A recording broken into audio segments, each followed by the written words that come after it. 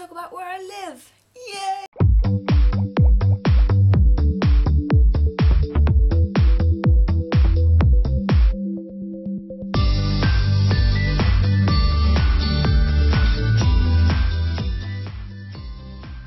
That was a bit sneaky actually, because just before I talk about where I live, I'm gonna just quickly talk about my day today. Earlier, it was the world premiere of my film opening Gutted. I say world premiere, but what I actually mean is it was meant to be before Easter, before it was up on YouTube, but they tried to do it and it didn't work because all the videos got really juddery because they were just so, like, having 12 HD films on one computer that is normally only used for like a PowerPoint presentation. It just failed epically. So then they had to bring one of the media computers up to the drama studio where they were filming it, and then Easter holidays happened. So it's been up on YouTube for a long time now. I think quite a few of you have seen it. So it kind of ruined the whole world premiere thing, but it was still really fun.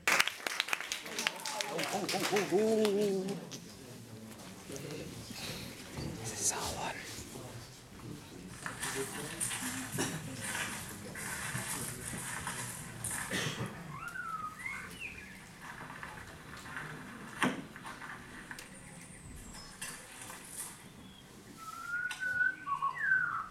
Just like when I knew ours was coming. But then, because the people I was with, my friends, and everyone in my media class had already seen it, but everyone else at the screening hadn't. So when it got to the bit in Gutted with, you know, the gut, if you've seen it you'll know what I'm talking about. If you haven't, I'll put a link below or an annotation or something. But there was just this moment in the room where everyone was like, what just happened?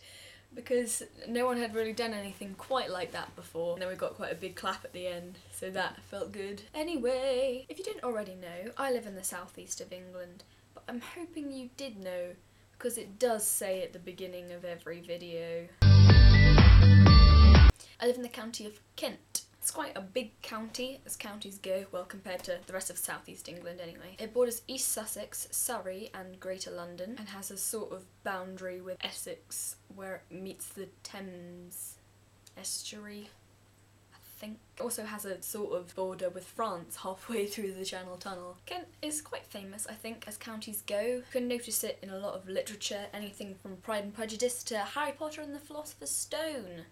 It's true. It has a nickname, my county, a little sort of subtitle, a tagline, the Garden of England, because we have orchards and gardens and stuff. I feel like other counties that actually have, like, agriculture probably get a bit pissed off when we get to be called the Garden of England. We've got is, like, used to have some orchards. We do have farms, not particularly in my area. My town is called Tunbridge Wells. In fact, if you want to use its fancy name, it's called Royal Tunbridge Wells. One of only 3 royal towns in the whole of England. The prefix royal dates back to the early 1900s, when King Edward VII granted the town the royal status, because the royal family, they dig that shit, man. They love it. Can't get enough of us. What? So let's talk about the history. Supposedly during the Iron Age, Tunbridge Wells, or where it is, was mined for iron-rich rock.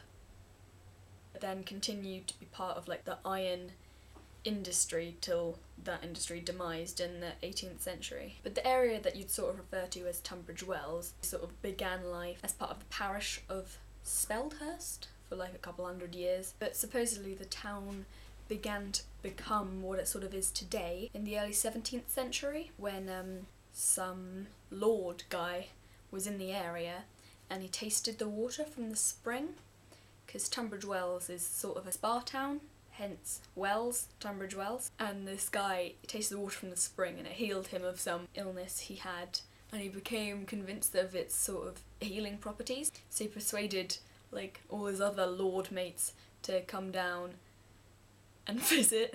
So then, like, King Charles I came down in 1630 and it established itself as like a spa retreat. So people built some more buildings next to it and it just expanded from there. I think it's quite a good historical case study of how tourism really does help development. Yeah.